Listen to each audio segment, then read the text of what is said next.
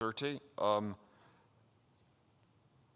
I would say that these announcements are a repeat of yesterday, but they're really targeted at all the people who are still in bed because they were at the social last night, clearly. So I hope you all enjoyed the social.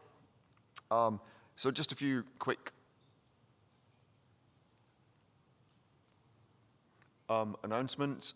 First of all, I thank you once again to our host and sponsors, particularly ICANN for hosting the meeting, VeriSign as our patron for both our workshops in 2019, APHIC is a sponsor, associate sponsor for this workshop, Diamond Key Security is a contributor sponsor, and THNIC.RI as our in-kind local sponsor. Okay, and we're having clicker problems again.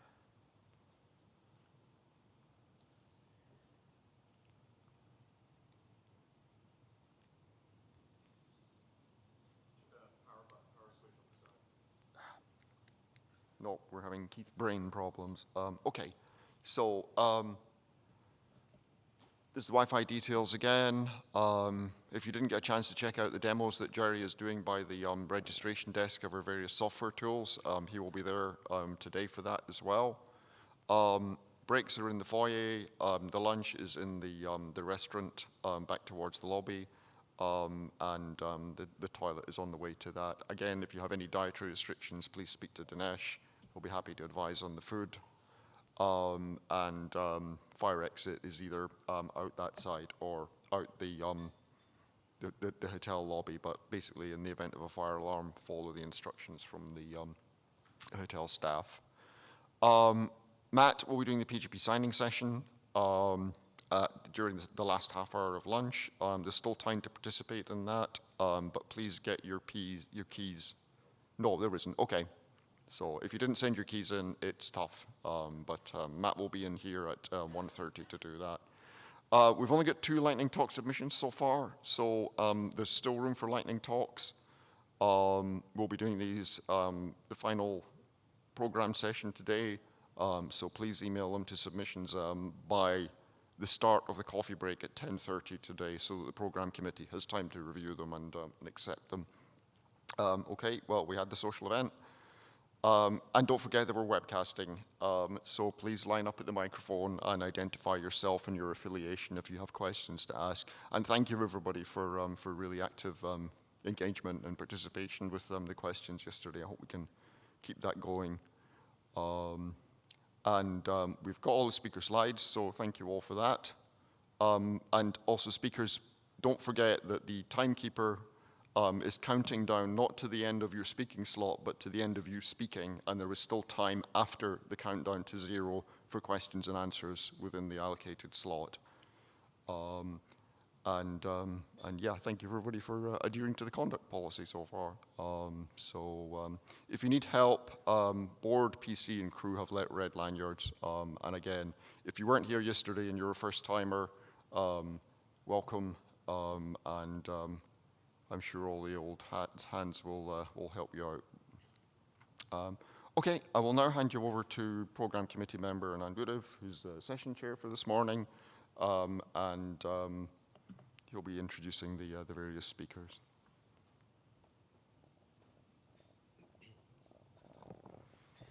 Good morning. I'm Anand Budev, and I'm a member of the DNS-OARC Program Committee. I'll be chairing the session this morning. Just a reminder that if you come up to the microphone, please state your name and affiliation before asking your question or making a comment. Our first speaker for this morning is Willem Toorop of NLNet Labs, and he is here to present OpenINTEL. Thank you. Yes, so OpenINTEL is a project, a collaboration of University of Twente, SurfNet, SCDN Labs, and NLNet Labs. NLNet Labs joined basically last November when Roland van Rijswijk also joined NLNet Labs. So he sort of brought that project to our foundation. So OpenINTEL started almost 5 years ago in late 2014. The idea was to set up measurements to look into mitigation against denial of service attacks. And it started with setting up measurement infrastructure and accumulating a collection of zone files. And with the goal of measuring large parts of the global DNS on a daily basis. But then the OpenINTEL, we realized many applications on the internet have some form of presence in the DNS, and it's actually interesting to have this collection of data also to look into other services. And in this talk, we will discuss why we wanted to do this, how we do it, and then give a few examples of what we have learned so far. So, yeah, like I said, the original goal was to track the use of distributed denial of service protection services, but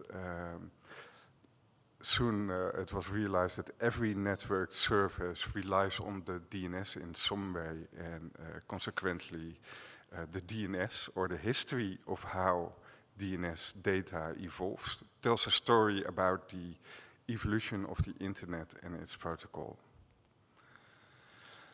So some of you might be familiar with passive DNS. It's also keeping a history of DNS data, but it does it differently in the sense that it does it passively. So it doesn't provide the regular time series that we would like. We would like to have a data point for every delegation, second level delegation, and a day.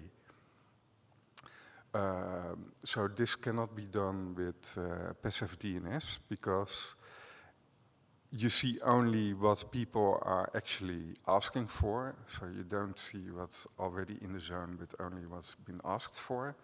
And also you have no control over when those requests are done. So the OpenINTEL performs active measurements instead. It sends a set of queries to all covered domains once every 24 hours. So we send queries for the SOA record, NS set, both at the, well, we of course know the NS set at the delegation point because of the zone files. For the MX records, also the IP addresses of the names they point to, and also TLSA records, for example. Other typical queries are for DNS keys and CDS and CDNS resource records. And we do this at scale. With those GTLDs, .com, .net, .org, info, mobile, and all the new GTLDs that we can get our hands on, together with the CCTLDs that allowed us to use their zone files to do these kind of measurements. We're covering over 260 million domains per day. And okay, so the next slide is going to be about big data. Big data? Yes, because the amount of data is in the same order of magnitude that we collect each day as the amount of base pairs in a human genome.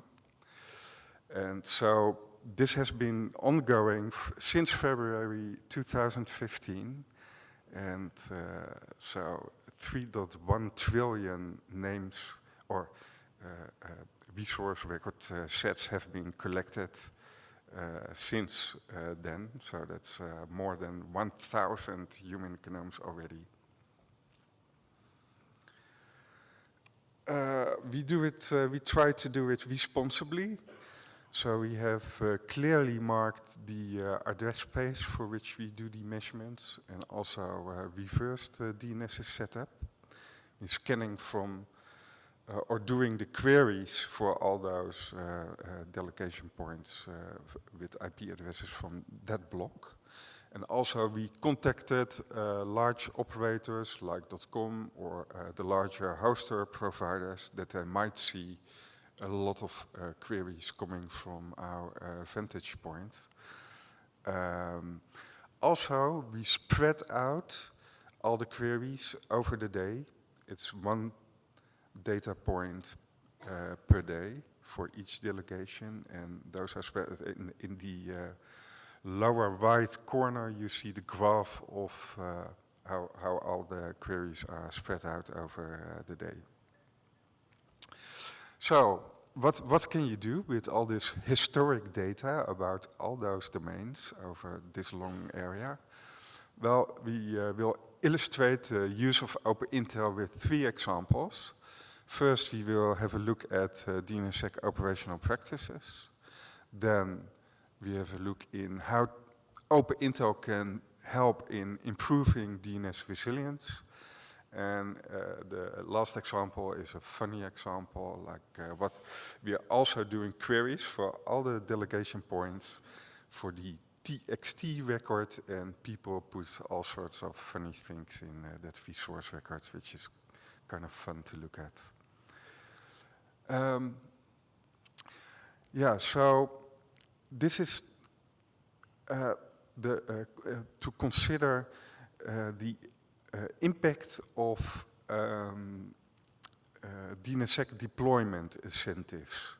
You might know that .nl and .se, they have a rather high DNSSEC deployment due to financial incentives. If you register a domain name with .nl or .se and you sign your zone with DNSSEC, then you get that domain for less money, cheaper. So our reasoning was that that's nice, but it's only a small benefit, so that would probably only be of benefit to really large operators and not to the smaller ones. And also, the incentive is just for deploying DNSSEC, and it has not a requirement on security best practices. So we predicted that the way DNSSEC was deployed was perhaps not the best way one can do that. So this is historic data out of OpenINTEL at a certain point, which is now. And these 2 graphs represent the operators that have DNSSEC signed data. And you can clearly see that on the left, so the red areas are 80% of the operators. So in .nl, the 80% of operators are covered by of domain names, sorry. The graphs represent the 80% of DNSSEC signed domain names, the red parts in that graph. And in .nl, that red area is covered with just 14 operators.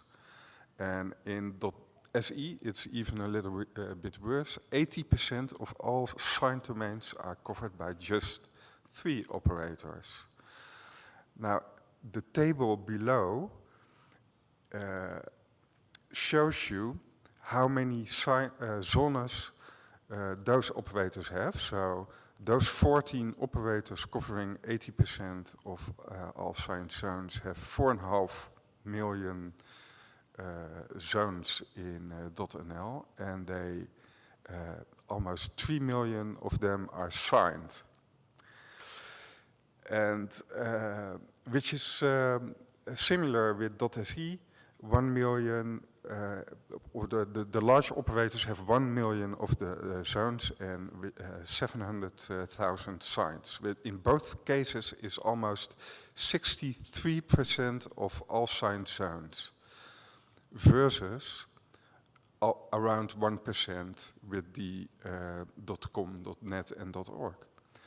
And the small operators for .nl and .se, you still see the DNSSEC incentive in action there. The percentage of signed zones is larger than in ComNet and .org, but much smaller than what the larger operators do.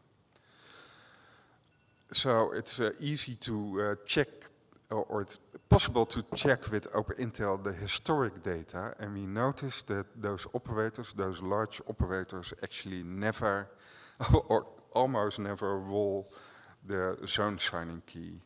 And also, they are not compliant to DNSSEC operational best practices. Their zone signing key is too small. They don't roll that often, and well, at least that's what we see for the larger operators in .se and .nl. So this work was presented at the Internet Days of the IIS, the .se operator, and last November last year. And at the same time, the .se IIS increased their requirements for the DNSSEC incentive, that people that wanted to have this financial benefit had to do some explicit security requirements. And this was in November, and we can already see that this has already impacted how DNSSEC is deployed in .se. For example, on the left, one of the optional requirements that operators could do was to introduce TLSA records. And on the left, you see the uptake of the TLSA records for mail domains within several domains. It's the operator here that introduces all those TLSA records is one.com. And I think it's also interesting to see that this security improvement also spills over to other domains. So one.com does it because it can get the domains in .se cheaper that way, but also other top-level domains like .nl and .com benefit from this, because that same operator also has domains in those other top-level domains. On the right, you see a operator, and let me check which operator this was.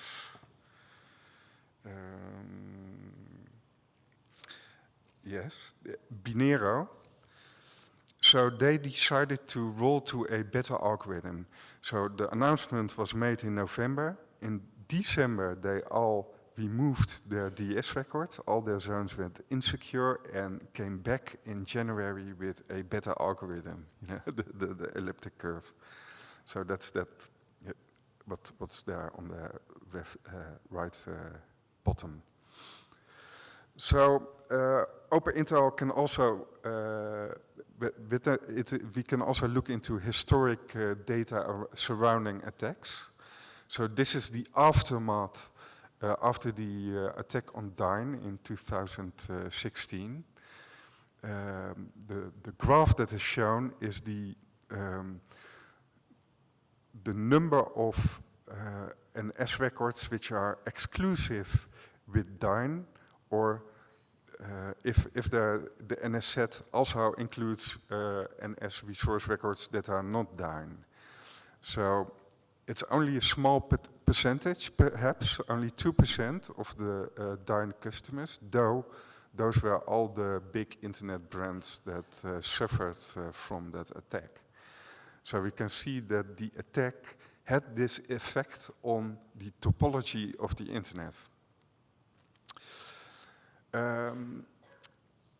OpenINTEL is now also collaborating with Qaeda and the University of California, San Diego on the MedViper project. We're looking into internet topology and configuration, like parent-child delegation mismatches, TTL mismatches, how much shared infrastructure there is, and how many topological bottlenecks. So, for example, this is the TTLs on the NS sets, which are used by delegations of names in .com. So you can see that 90% of the TTL, so the TTL in .com is set to 2 days, but already 90% of the delegations prefers their NS set to be 1 day, and almost 65% prefers their TTL of their NS set to be less than 6 hours, actually. So and they want that because then they can switch over to different operators more quickly, and also respond to DNS hijacks more quickly. Topological diversity is important by looking at the NS sets. We see that in .com, 3/4 of all delegations are within the same AS. In .nl, this is almost half. We also look into IPv4 prefixes. So in .com, more than half of all the name servers in an NS set is within the same announced IPv4 prefix. So the assumption then, or we suspect that those name servers, at least more than or 2 name servers, could be in the same data rack, in the same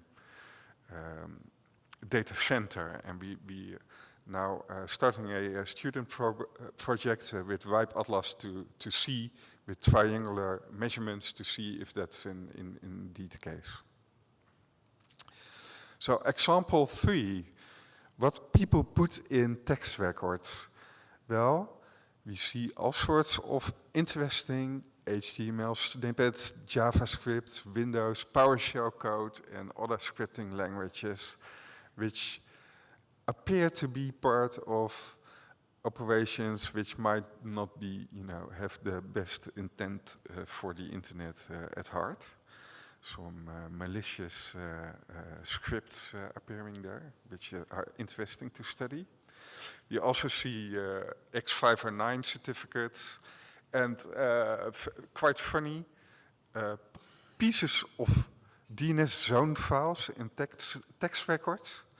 But the most interesting thing we found, and let me say this well-known maxim, never attribute malice that which can adequately be explained by stupidity.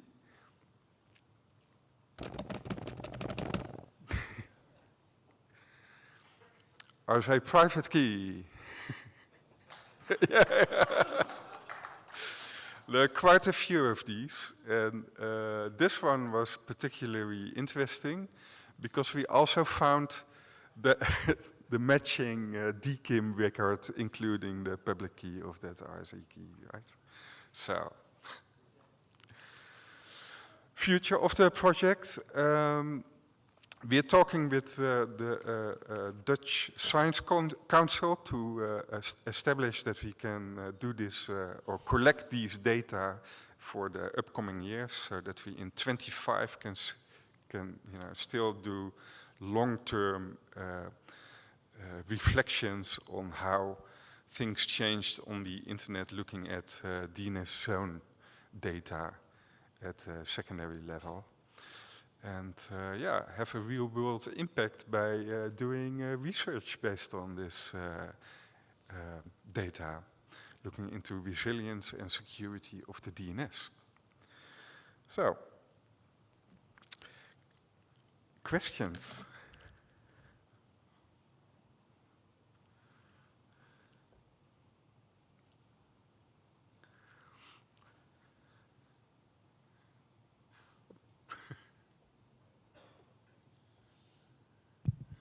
Alex Mayhofer from Nick.at.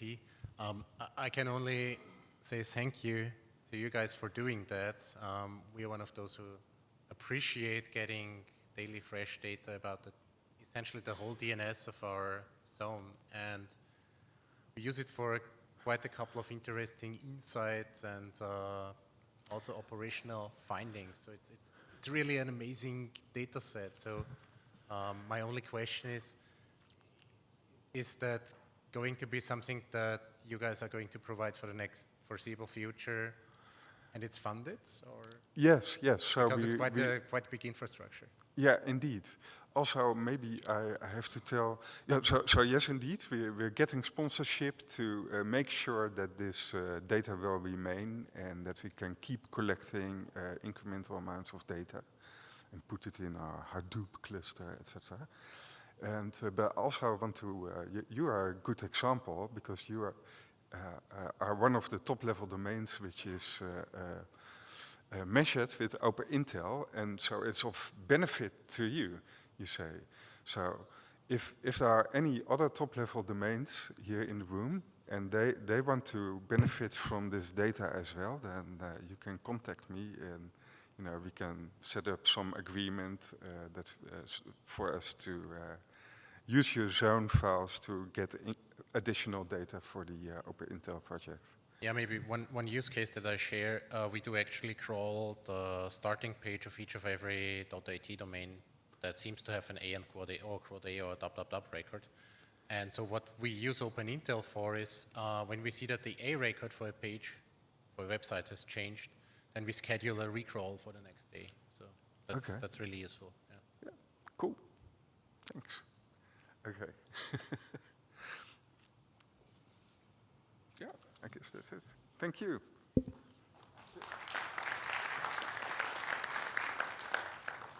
Thank you, Willem. That was a very interesting presentation. Next up, we have Ray Bellis and Ólafur Guðmundsson presenting about what DNSKEY floods tell us about resolvers. Right, I figure out which glasses I need to wear. Right. Sorry, excuse me 1 second.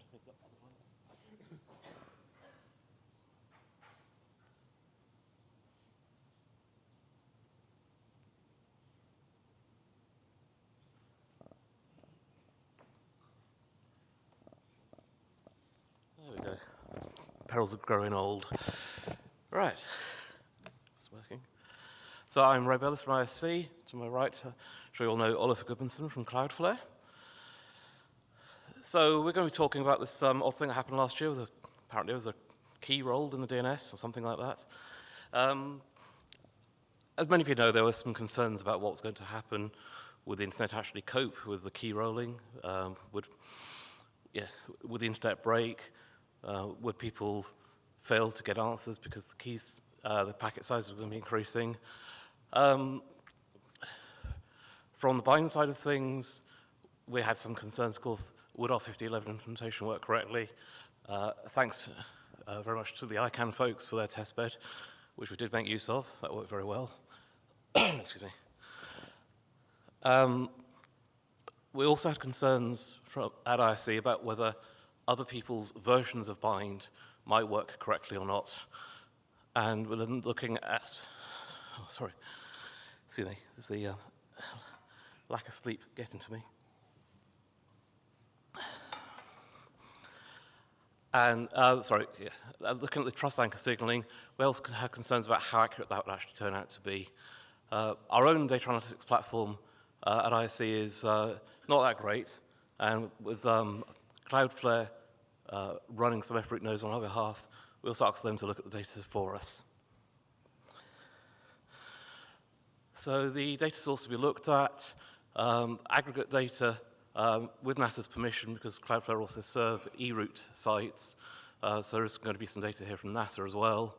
There's the RSAC 002 data that most of the RSOs produce that shows the total traffic across the internet, or sorry, the total DNS traffic to the root system, which interestingly, if you look at this graph, has grown substantially over the last 18 months or so.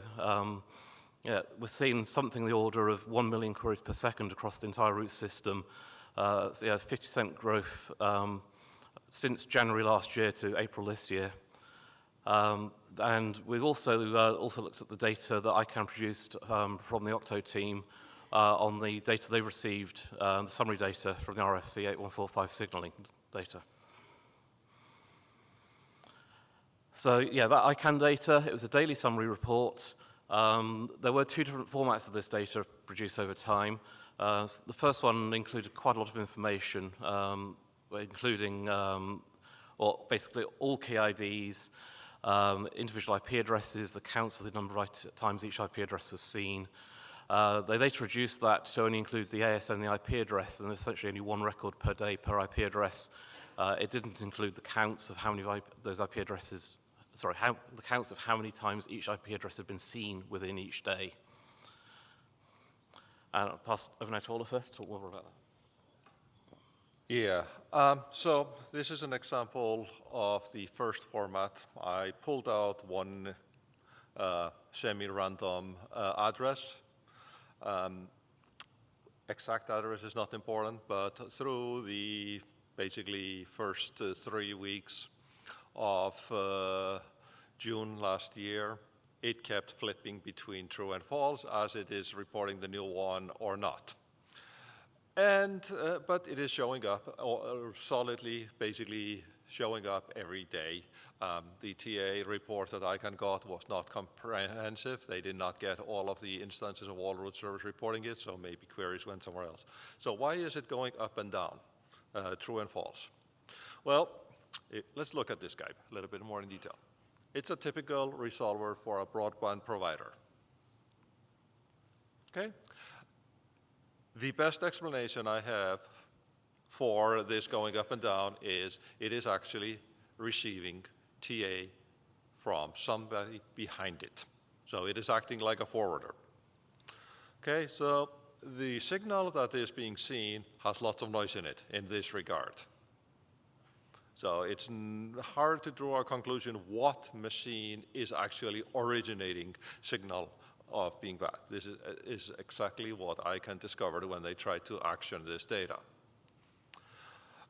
With the phase 2 data, the thing that is interesting in that one is to look at the number of addresses that are reporting the old.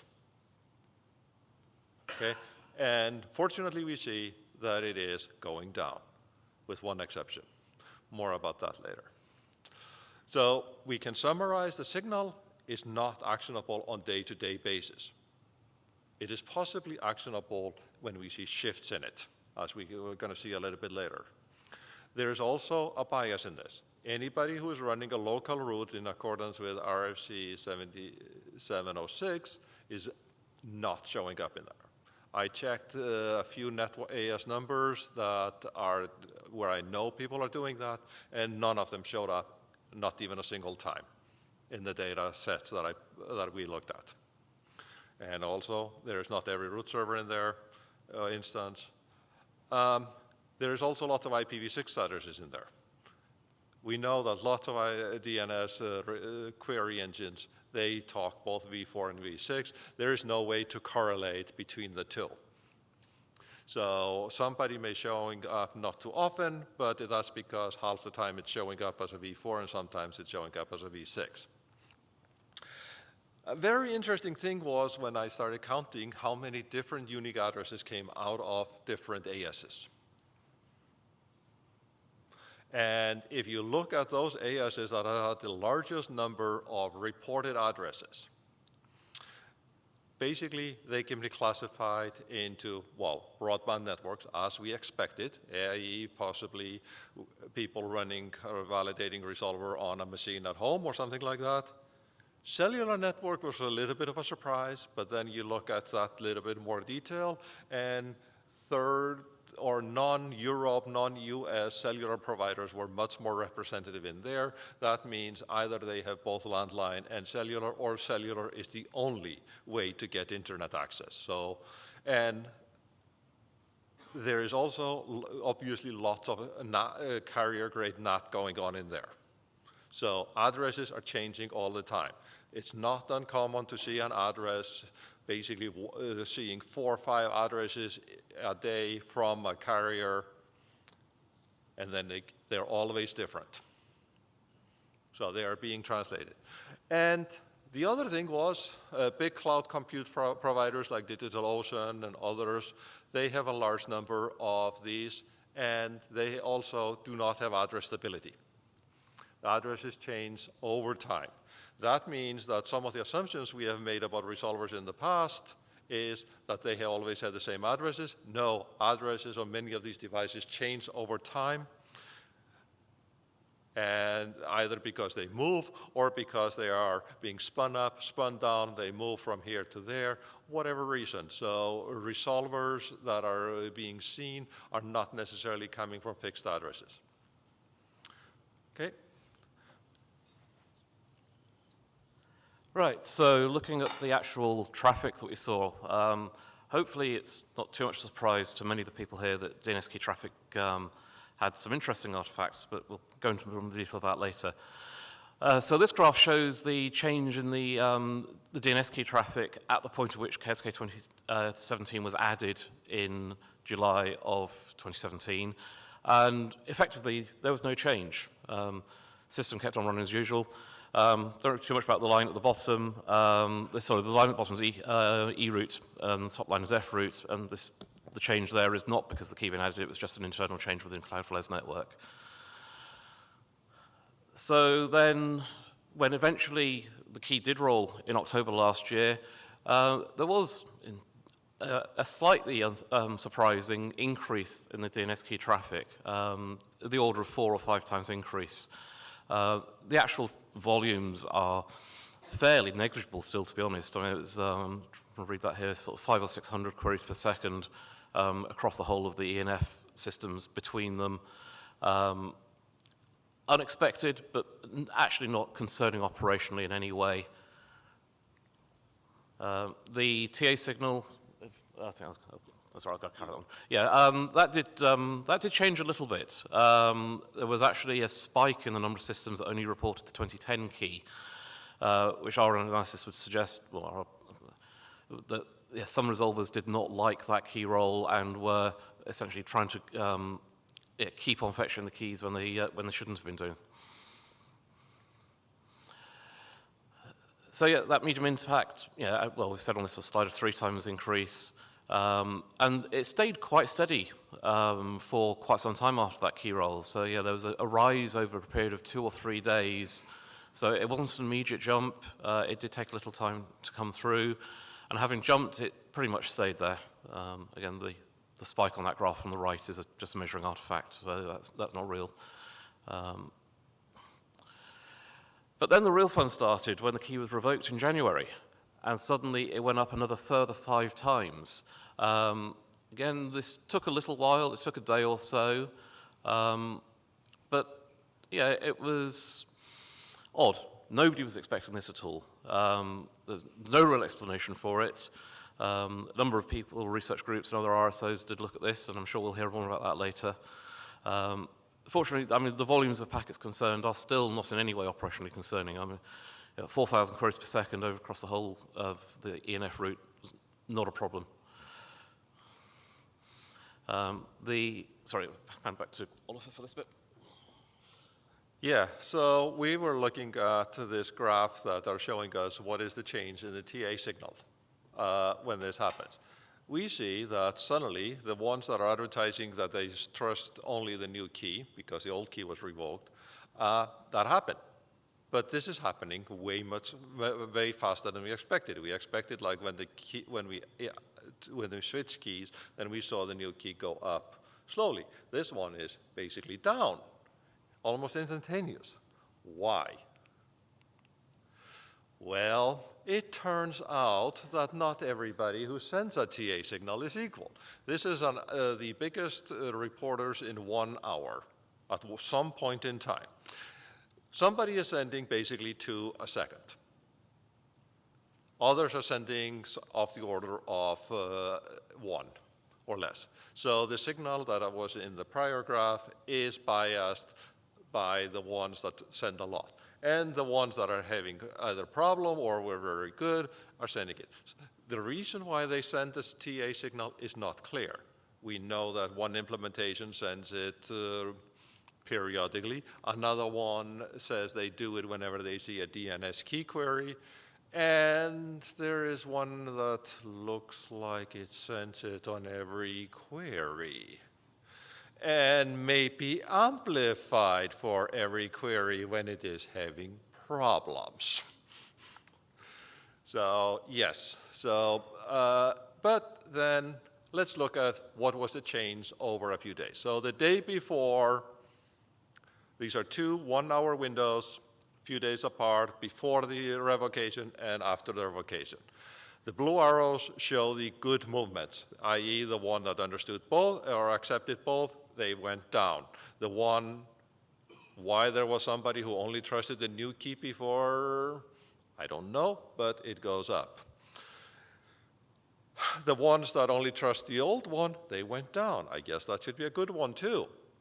There are some really strange TA strings that also show up in the sample, and we have no explanation of it. I did not go down all the list, but there was somebody who kept sending religiously that they trusted DLV.isc. And yeah, so basically lots of resolvers or validators picked up the new signal, removed the old key as expected relatively fast. So this basically means resolvers that are configured to follow 5011 are doing the right thing. 5011 is not the only way to configure validators with trust anchors. Some operators prefer to do that via configuration files, and that is probably what is explaining why the ones that are on line 2 in the second graph we are still seeing 4,000 some with the old, with both keys. I would expect over time that that will be updated manually or via the system, and that count is going to go down. Thanks, Olaf. So, following that initial sort of 5-fold increase, things then started to get very, very strange. The previous graph really only showed that first quarter of this graph here. So we had an initial 3-fold increase.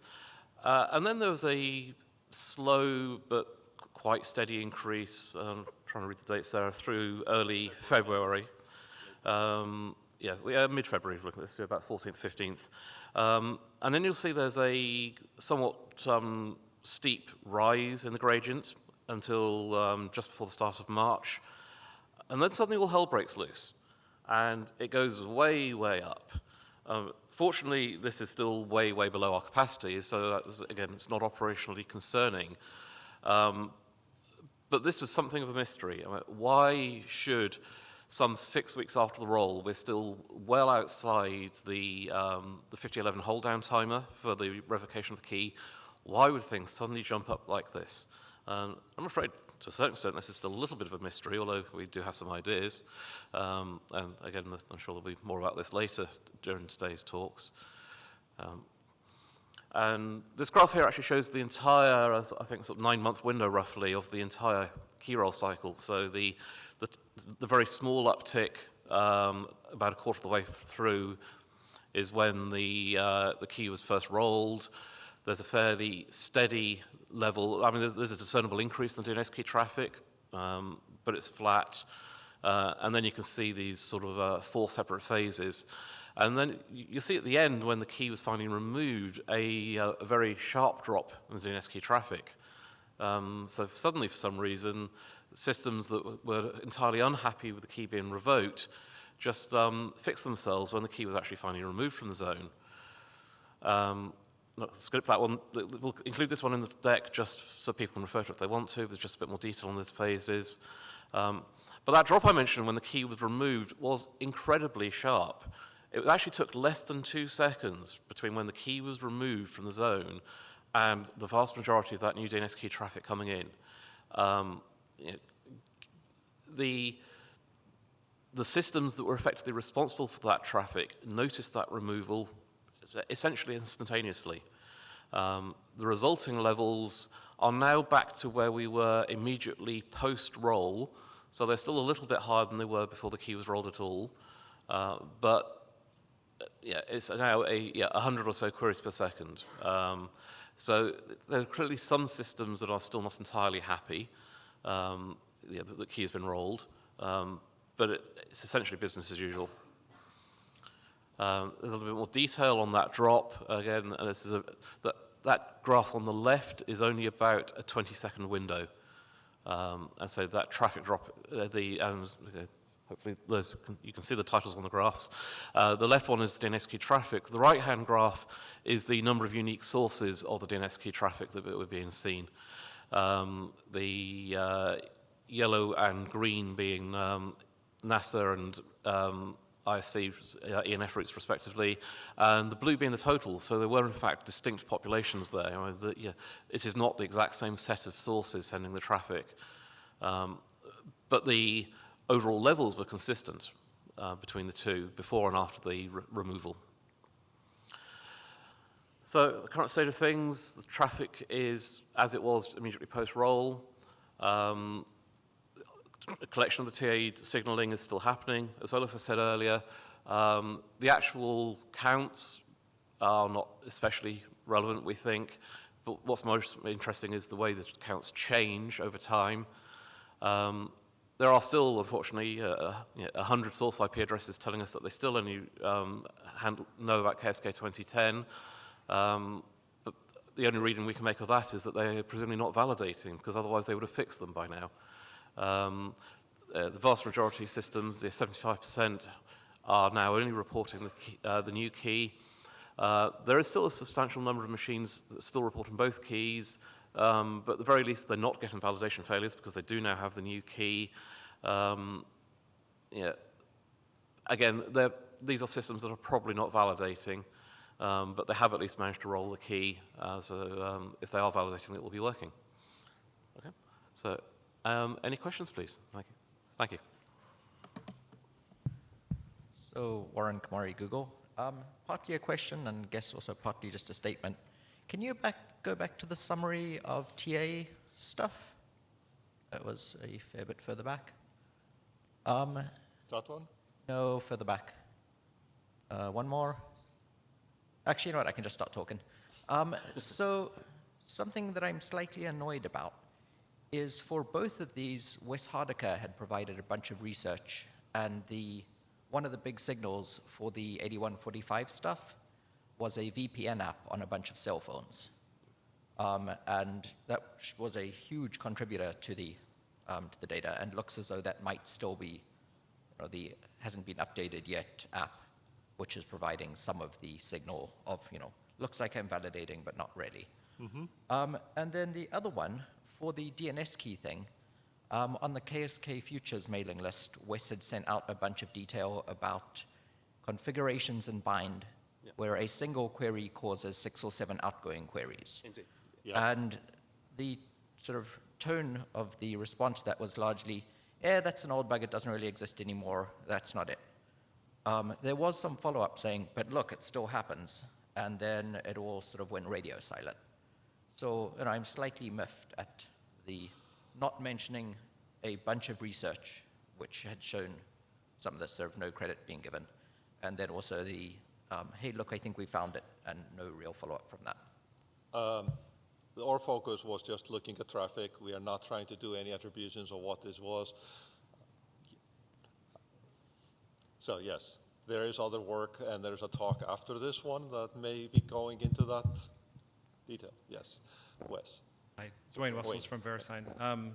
Couple of comments, I guess. I think the slide that that Warren was trying to get you to, you had a summary slide that said This one? Yeah. So your first bullet point here says that the TA signal is mostly noise. I think you've done a pretty bad job of showing that it's mostly noise. You showed one example of a mixed signal, but that doesn't mean that it's mostly noise. In fact, a lot of the signals are pretty clear that it's not mixed, right? They're consistent. The ones that are mixed are in the very small % of sources that are that are noisy. I think it's far from mostly noisy. I guess I phrased this really badly. What I meant is you cannot look at one day's data and draw conclusions from it. You can only see the changes in the pattern. And I'll be the first to admit that this protocol has issues. I mean, Yes. there are, it is difficult to interpret in some cases, but there's also cases where it's pretty clear to interpret what's going on, and I'll talk about that more. You had a slide later that talked about how some sources were sort of pounding you with trust anchor signals, and I agree that does happen. I think in this case, it's not important to count the number of signal queries that you get. It's important to count the number of sources, the number of IP addresses sending you these type of signals. So this is unfortunately what's happening, but we have to deal with it, right? But it explains why I had this happen in this graph that is counting. Yeah, right. But it's better, in a graph like this, it's better to count sources, not queries. Yes. And last point is, at the end, I think, Ray, you said something about there may be sources that have the old key, but they're not validating. Right, and in fact, there was a bug in a version of Bind, I think, where it was reporting the trust anchor signal, even though it was not configured for validation. So it was unbound? Oh, I thought it was Bind. Anyway, so yeah, that did happen. Unfortunately, that's an implementation mistake in the 8145 protocol. I need to refer that one back to Andre, but I have a recollection that there may have been a version of Bind for a while. I know it was fixed, but it did get out there, and it's in the wild, right? So I think if you go 2 slides further, then I have a question. Further. This one, yeah. Any idea why some of the sources are still querying and why some are not? I mean, there's all, in addition to the traffic, there seems to be a huge reduction in actually source IP addresses that are querying.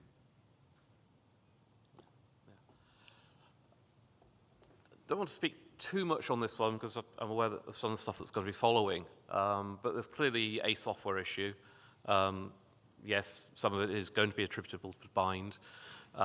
We do think it's probably related to misconfigurations predominantly, where, for example, the systems can't write to their managed keys directory. So even though they may have seen the new key, they can't actually write that state out to the system. Once it's gone, they don't try anymore. Yeah, basically seems that way. Just to answer Warren's point about old software, I mean, we have attempted to replicate the issue, had some success, and we also know that it's not possible to replicate it deterministically. Wes's reports did mention being able to replicate something with 9.11, but we've been unable to produce that. We did reproduce some stuff with 9.10. But in any eventuality, it did only appear to be on generally older versions and only in the cases where there was some configuration issue preventing the key from rolling correctly. So we haven't yet been able to identify any specific bug. I mean, admittedly, sending a lot more queries than we should do is not a good thing. In fact, although we didn't report it on these slides, the top IP address sending the DNS-key queries was actually responsible for 10% of the entire volume. It was 100 million queries a day we were seeing from that one IP address, which is crazy. But we can't pin down exactly why it did it because we haven't found anything to fix. And to some extent, it may have even been a previous edge case version of rollover and die. Thanks. When I saw that one machine that was sending that enormous amount of, my first thought was, oh, it is some custom code by somebody that does not know about the revoke bit and it decides this is bad data, so let me get it again. Went through every version of Bind, couldn't find that. Looked through every version of Unbound, didn't find it there. So, I don't know. First, I was wondering if you could find the slide that has all the arrows going different directions. Question? Yeah. Please identify yourself. Sorry, Brian Dixon, GoDaddy. Yes. I think in some of those cases, what you have as a single arrow is really 2 different things going in 2 different directions. So the top left, the 28690, I think it's actually bifurcating to two different destinations where one of them is the top one and the other one is the second one, i.e. it's indicating that there's a bunch of systems that have switched, but the quantities have not changed. And similarly, I think there's one or two other places where it's one arrow, but there might actually be some convergence and divergence. Anyway, we can follow up on that. The other thing I'm wondering about is when the TA stuff was originally being designed or discussed, I think there's some signal that could be extracted or added by adding a prefix to, or not a prefix, but a child record that's, for instance, like the hash of the IP address that would allow you to distinguish sources that have the IP address that you're seeing being the thing that's actually generating the TA versus forwarding. And the other thing that might be interesting to also consider putting as a child underneath the underscore TA of whatever value is some ID about what software it's running. That's just suggestions, but I think that would allow you to get signal, and systems that don't upgrade, you'd be able to derive that from the fact that they don't do the new thing.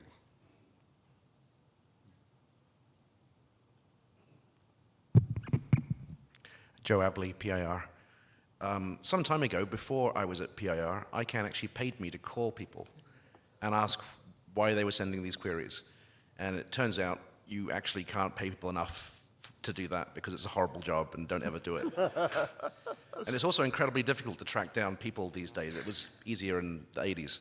And, but one of the things that did stand out is that there were a large number of big sources of 8145 traffic that were non-validating resolvers at big carriers that didn't support 8145 in any way. And they were just forwarding queries from downstream. Mm-hmm. So I think there's a couple of graphs here where you talk about number of sources, but you're not really talking about numbers of sources of the queries, really. You're talking about number of senders of queries as seen by ENF. Yeah. You're not talking about the ultimate sources of them. So I think sometimes you have to be a little careful. This is actually from the ICANN report. Okay, sometimes you have to be a little careful to attribute behavior to an address when it might be sitting in front of 100,000 devices all doing different things. Exactly. Yeah, I was really surprised, for example, when I saw a lot of Comcast addresses in there. And basically, some customers sending it to theirs, So I think one takeaway that I talked about this at some ICANN meeting, but I can't remember when, but is if anybody ever decides to write another protocol specification like this, they have to remember that in those cases, those big resolver clusters have no ability whatsoever to look back in time and say, why did that query come through and where did it come from? There is no such data for them to do that. So it's not a good mechanism when you're trying to identify behavior of end sources that are multiple hops behind. Agree 100%. And the other question should be asked is there should we have the signal in the first place? But that's not tall enough. So Warren Kamari, just quickly following up from your comment on not being able to recreate it. I believe that Wes still has his test infrastructure set up, and it was something like bind 9.11.5 something from Fedora. If you reach out to him, I'm sure he'll be happy to give you configs and let you test it some more. Yeah, no, Evan Hunt has been working with Wes to try to do so. But again, it's not deterministic. It doesn't always, you cannot reliably recreate the conditions. Thank you. All right, thank you all. Thank you, Ray. Thank you, Ólafur, for this very interesting presentation.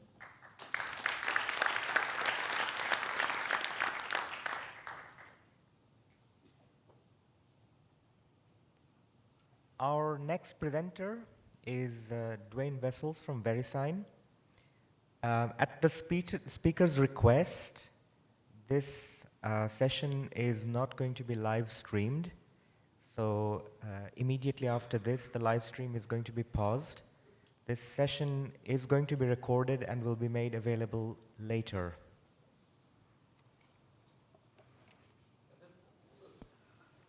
Exciting.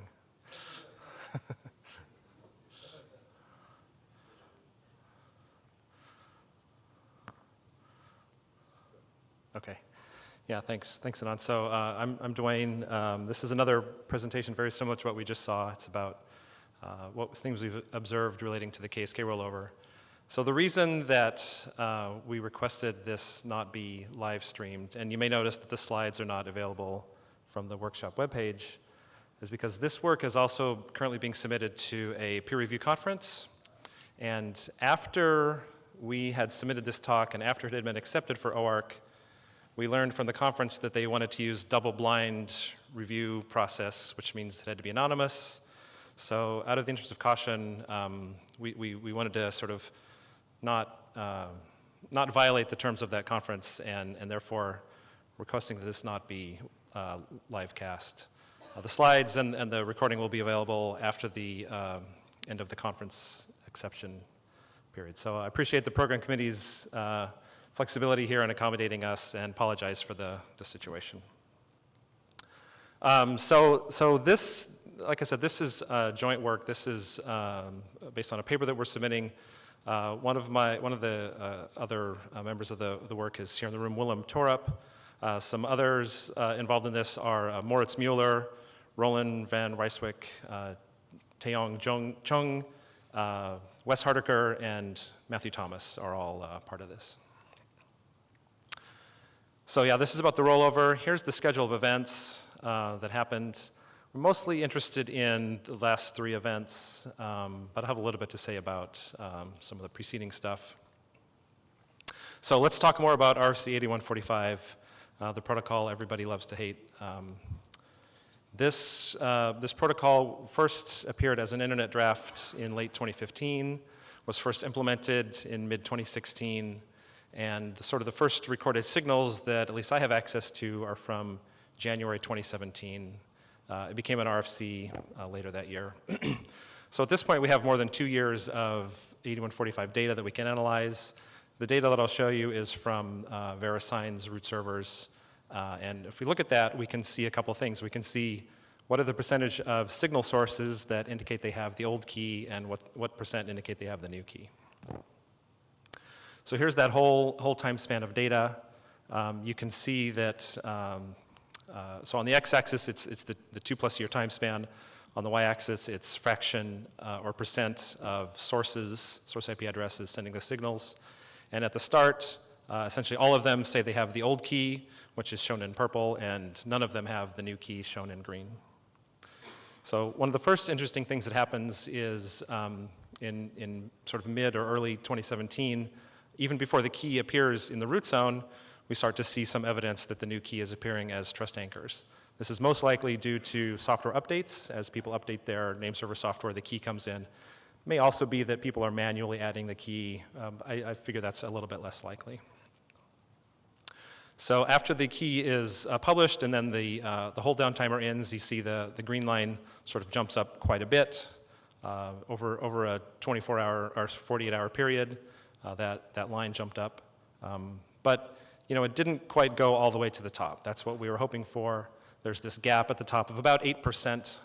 So 8% of the sources still say they have the old key, and as we've discussed, this is the part that's a little bit hard to interpret. We don't know if this is because they have a trust anchor, but they're not actually validating, or maybe there's mixed signals or whatnot. But at this point, the decision was made by ICANN to postpone the rollover until further time. There's this really mysterious thing that happened sort of in the middle here, where the green line dropped way down, and that dip almost down to 50%. As far as I know, this has never been explained. I don't really understand what happened here, but eventually it sort of kind of recovered and went back to its previous trends. As Ray and Ólafur showed, at the rollover itself, there was this little blip where, shortly after the rollover, we saw a little change in the way the signals happened. But again, it's kind of slowly recovered back to its previous trend. At revocation, the purple line drops way down. That happened very quickly, as they said. And then over the course of the following sort of weeks and months, it continued to trickle down a little bit. But what's really interesting is when KSK 2010 was removed from the root zone, the old trust anchor count is creeping back up. So my theory is that this is, again, due to software updates. As people are updating their software, the old key is coming back in. We have now two sort of processes competing for control of the trust anchor file, one of them being 5011, one of them being software updates. And here we can see that software updates are, in some sense, winning a little bit. So this is something that I think Warren was pointing out at the mic line just a minute ago, that Wes actually noticed that there was this interesting behavior in the 8145 data. He found about 16,000 source IP addresses that were sending only one trust anchor signal. And probably these were due to dynamic IP addresses, right? So their address changed from day to day. So he investigated further, and he found about 6,700 of these. In addition to sending that signal, they would only make a few other DNS queries that hit the root server system. And this table sort of shows what those queries were. So in addition to the signal query, they also made a query for the root zone itself, maybe like a priming query. And then there was these VPN domain names that appeared in the logs at the counts that you can see here. Also, there was this SIP sort of service discovery domain that was queried. So Wes did some outreach and discovery and investigation into this and found that this smartphone VPN software was using libunbound and had a hard-coded trust anchor. And so it was pretty easy to convince them that this needed to be fixed, and they did a bunch of software releases. This graph shows the timing of those releases and the fraction of signalers that reported having the old key. So this happened in mid-2018, and you can see it sort of goes down over that time period. Okay, so that's all I have to say about the 8145 data.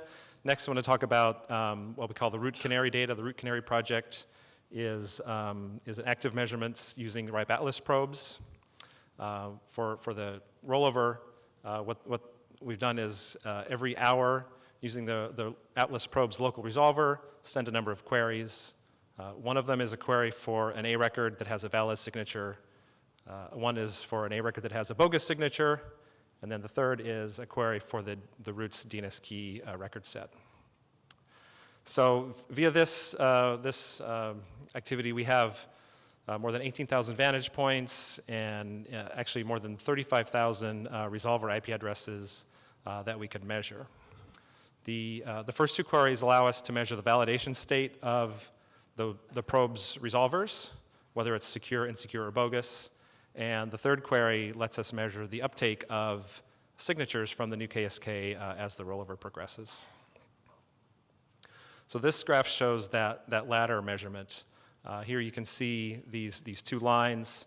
The red line that starts at the top left and goes down, that's the resolvers that have the signature, the signature from the old key in their caches, and the blue line is the opposite. It's the one that have the signature from the new key. And you can see that they cross in the middle. The whole time covered here was 48 hours, which is the TTL of the DNSKEY set. But you can see that this line doesn't cross quite at the 24-hour period. It crosses more like at 16 hours, which is probably due to the fact that some implementations and configurations would enforce a smaller TTL than is on the data. Not actually shown here, but we talked about in our paper a little bit, is not all of the Atlas probe resolvers completed this transition within the 48-hour period. I think, if I remember correctly, the last one took something like 11 days to finally flip over, which is a little bit strange and unexplained, but it was not a significant number of those. This is kind of the same data, but here we're showing a breakdown of the probes using known large recursive providers. So the green line, which is marked by the one in the circle, those are probes that use Cloudflare. And you can see that Cloudflare made this switch very shortly after the rollover. And we heard anecdotally that somebody went to the website where you can flush the cache of Cloudflare, and they forced ejection of the DNSKEY set from Cloudflare system at that time. That seems to have worked. The second one, the one with the number 2 in purple here, this is from a large German ISP. And you can see here that the transition was pretty quick, happened over a couple of hours, but was, again, maybe 12 or 16 hours after the rollover itself. And then the third line is from Google Public DNS, which shows a very smooth transition over the whole 48-hour period. These graphs show changes in validation state for individual RIPE Atlas probes or resolvers belonging to individual RIPE Atlas probes. The green represents times when the validation was secure, yellow represents insecure, and red represents bogus. And then the red line on top shows the count of DNSKEY queries for that resolver IP address extracted from the DIDL data. And so you can see here some different behaviors where a little bit after the rollover, which is in the vertical bar there, like the top one had a spike in DNSKEY queries, and it went from secure to insecure and stayed insecure for the remainder of the measurement period. The next one, there was a DNSKEY spike sort of earlier, and then it went insecure, and then it went back to secure, so they fixed it somehow. The bottom one also, had a short transition. It got fixed. It went from secure to bogus, back to secure, but for whatever reason, the DNSKEY query rate did not go back down to 0. So those were for some individual probes, but this chart captures the behavior of the probes in aggregate. So of all the 35,000 resolvers in that data set, we found 970 resolvers that were secure before the rollover and then bogus after, plus 747 that were secure before and insecure after. And then from that set, we identified 519 that had a change or an increase in DNSKEY queries, and 360 had more DNSKEY queries after than before. So from that set of 359, we found that 218 of them sort of fixed themselves or were fixed within an hour after the rollover, or maybe within an hour of their change. 138 were fixed an hour afterwards, and 3 of them were never fixed at all.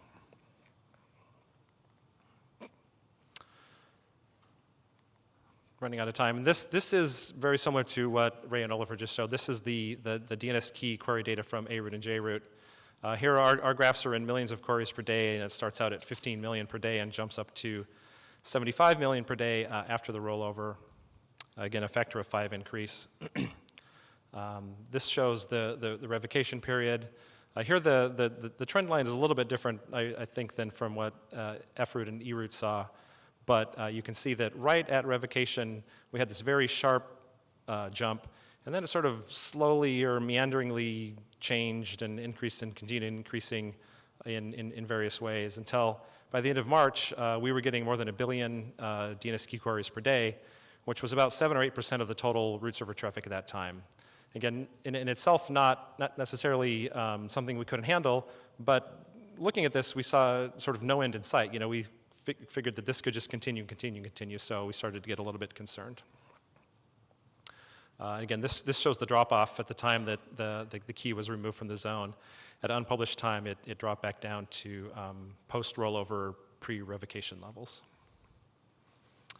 We looked at the RSAC 002 data sort of as a proxy for DNSKEY queries. So this is for all the root server letters from their RSAC 002 data. We've also overlaid in dashed lines the actual data from A-root and J-root, and you can see that it lines up quite nicely. So this is just to show that essentially all the roots saw this DNSKEY increase, although they didn't sort of all see it in the same way. Some had different trends and patterns in the way the increase happened. So we are naturally curious about what could be the cause, what could be behind some of these DNSKEY query floods. So we sent hostname.bind queries to about 18,000 query sources and got about 775 of them to actually answer us. And from that set, we saw that they were mostly older versions of bind, as you can see here, 9.8, 9.9, and 9.10. We did some outreach to particular sources that we identified. One was a French cloud hosting company, and they confirmed that the source that was sending the DNSKEY queries was running bind 9.8 on CentOS. We also got in touch with a large US Midwestern university, and they let us know that the source was coming from this DNS lab exercise by students that had been left running in some virtual machines, and they were able to get us the bind configuration files from that. So again, this is work that Wes had done that Warren talked about. He took those configs and basically was able to reproduce the condition in his lab setting. What he found was that in order to sort of trigger these query floods, you have a DNSSEC managed keys file that has the old key but not the new key. The DNSSEC enable option is set to false, and the DNSSEC validation option is set to its default, which defaults to yes. But what he found was in doing repeated runs of this, as Ray said, it's not deterministic. Sometimes you get this to happen and sometimes you don't. Sometimes it happens more significantly than others. And so that's what this graph at the bottom shows, that over 20 runs of this experiment, you get different levels of DNS key query out of the resolver. So a little bit hard to understand, but also we think this explains why the query rate continued to grow and grow and grow over time in sort of an unpredictable way. So the last thing I want to talk about is we did some measurements of RFC 8509, which is the root KSK Sentinel protocol. You probably know this, but recursive resolvers that implement this do some special query processing. If they see a certain name, then they'll answer differently. And by sending specific queries to those resolvers, you can determine if the resolver supports this protocol and if it has specific keys or does not have specific keys in its trust anchor. So we measured this using both RIPE Atlas and Illuminati proxy network.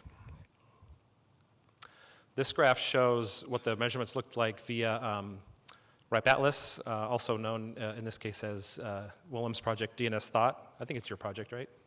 Yeah, or jointly your project. Okay, anyway.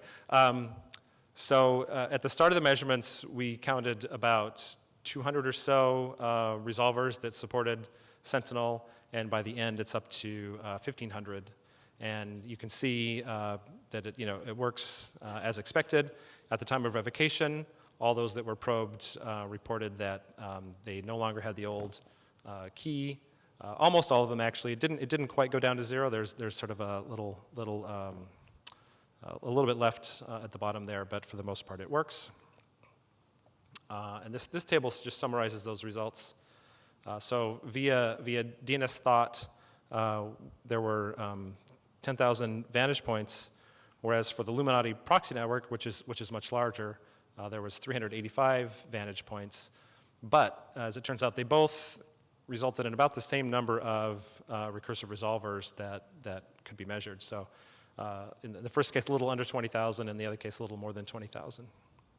So in the RIPE Atlas set, about 8% of the resolvers support the Sentinel protocol. In Illuminati, about 2.3%. And in both cases, all of those that support the protocol indicate that they have the new key, and very few indicate that they have the old key.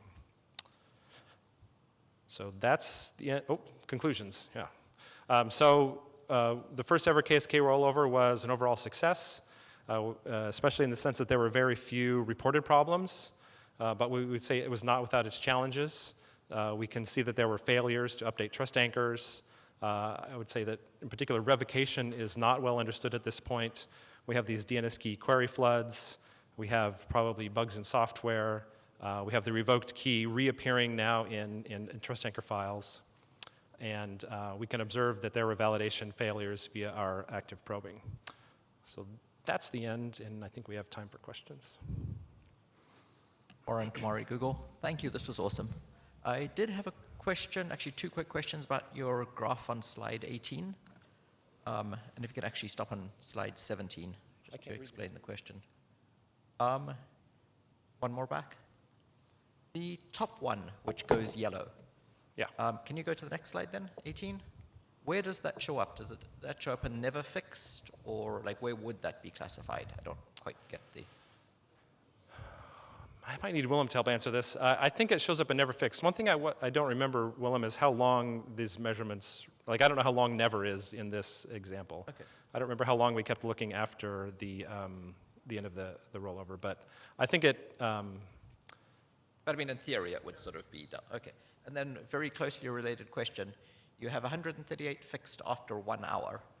but is that like a day, 6 months, 15 years? Like, well, We didn't differentiate. Well, it's on the order of days. yeah, it would Not be really not cool if you months. had a higher resolution look into after 1 hour, you know, like 5 hours, 10 hours, 3 days. Right. I don't know how hard it'd be to redo. Okay. Yeah. Thanks. Paul Hoffman, thank you. This is the most cogent of these. I wish I had had all this for when I wrote the thing.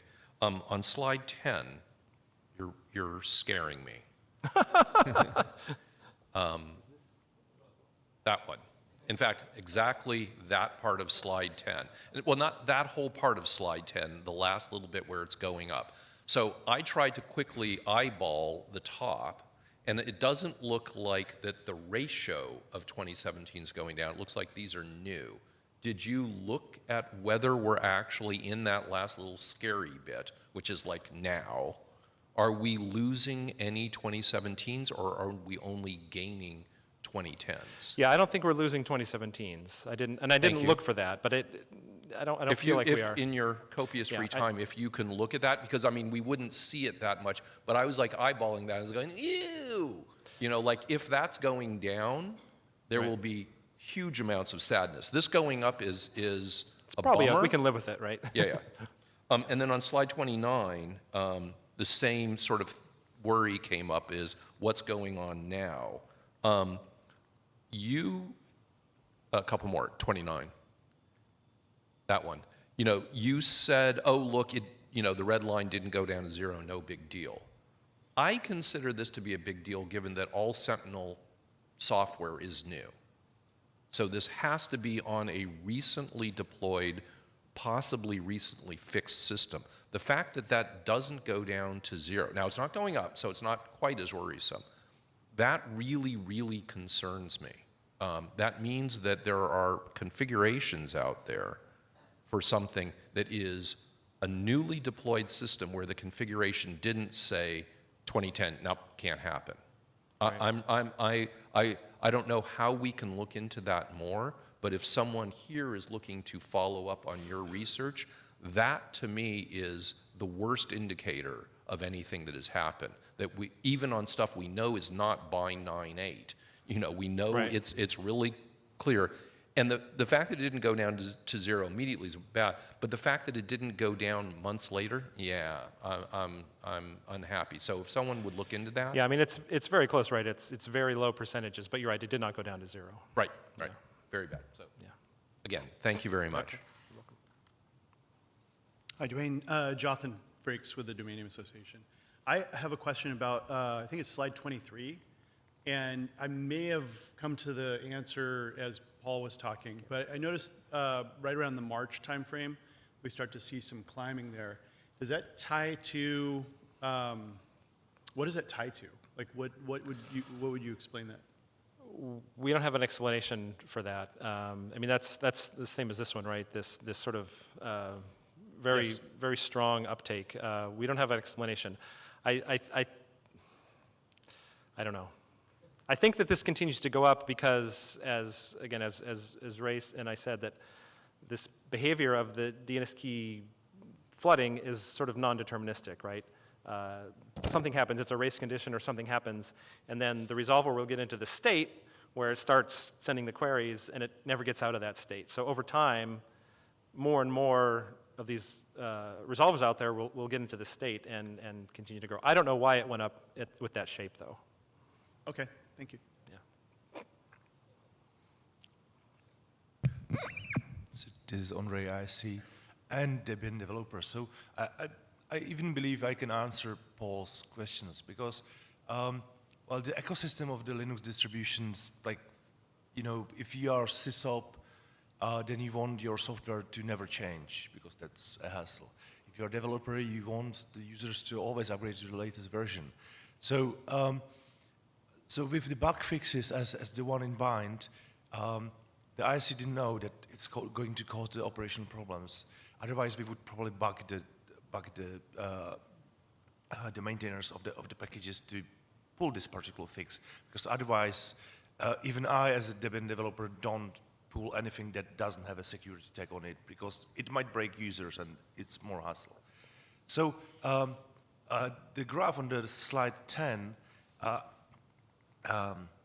what might be happening here, it's a deployment of some containers with an old distribution that never get updated, and that might be the case of the graph on the slide 29 too. That it's like they might have both trust anchors somewhere in the configuration, and they deploy a new stuff with the old containers. Yeah. And I think that's most probably the case. And the containers never get updated because they might be running in a limited environment anyway. But they deploy more and more of them as they scale. So it might be. I think it's one of the points that we make in the paper, that when 5011 was written, like, containers were not really a thing. It's not something people had to worry about. You assumed that the recursive was just and static. Even if the distributions have updated the keys, people are either using distributions that are past end of life. That happens all the time. I maintain some packages for PHP, and people complain all the time that I don't have packages for this distribution that has been like a year ago, 2 years ago, and they don't care. They just deploy like the stuff that's stable, even though it's insecure. So, and they don't care. So I think that this is the case. Okay, thank you. I'm going to cut the line after Roy. Brian Dixon, GoDaddy. Could you go back to 29 again? Oh my gosh. Could you guys do this in order, please? I can't. Next time I'm going to put bigger page numbers on the screen because I cannot. So the question I have is, I didn't necessarily catch it the first time through. The red systems, is there an indication that they only have 2010, or do they also have 2017? No, they also have 2017. Yeah. Okay. Yeah. This is nothing. Well, apart from what Paul brought up, this is not anything to be alarmed about. No, I'm just curious. Yeah. And this was. I mean, really, this is here to sort of prove that the Sentinel protocol is sort of working and being deployed, right? Yeah, and I think it gives better or more useful signal. Also, in the Sentinel probe, did you, I don't remember if you mentioned this, did you grab the version.bind information as well? No. Okay. No. Slide 10. Click, click. Oh, boy. At least I know what it looks like now. So sadly, I think the thing going up at the end is also we did a really, really good job of pushing DNSSEC and writing a bunch of pages and a bunch of outreach. And I recently went to go find something to point someone at, and all of the configs I could find listed 2010, and none of them listed 2017. So it's probably not a large contributor, but next time we do this sort of outreach, we should keep in mind, mention that this could change and a canonical place for people to find it. Okay. Roy Adams with ICANN. This data, is it from all root servers or just A and J? This is just from A and J. Okay. We have additional root server data from. We asked at one point in time the RSEC Root Server System Advisory Committee if they were willing to run the tool that you wrote on all their root servers. They then did, bearing one. And it shows fairly similar data. I can also not explain why you see that big dip in the middle. I noticed that various root server operators at times did not, they upgrade their stuff, they change their measurements, etc., etc. So the data that we got from all root servers, I know that it is just A and J, is not that consistent. So I also want to make a similar point as Brian made, question. This is 20, when you, sorry, this purple dip, this purple raise in the end, that's not 2010 only, that's right. 2010 inclusive, right? Because the green line nicely continues. Yeah. All right. Yep. Okay, thank you for the clarification. Okay, sure. All right, thank you.